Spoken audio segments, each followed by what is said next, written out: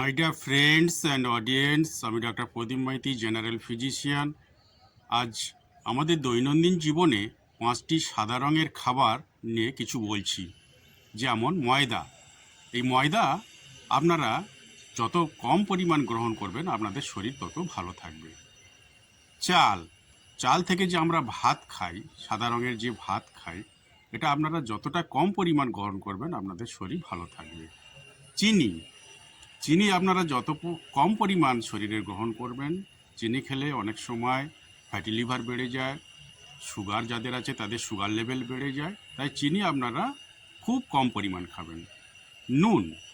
নুন এমন একটি জিনিস, এটি বেশি পরিমাণ গ্রহণ করলে ব্লাড প্রেশার অনেক সময় বেড়ে যায়, অন্যান্য শরীরে কিছুটা ক্ষতিও হতে পারে, তাই নুন আপনারা যত সম্ভব অল্প পরিমাণ নেবেন।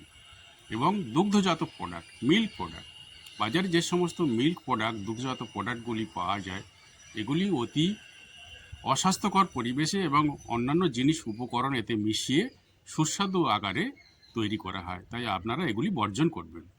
সবাই সুস্থ থাকবেন, ভালো থাকবেন। নমস্কার।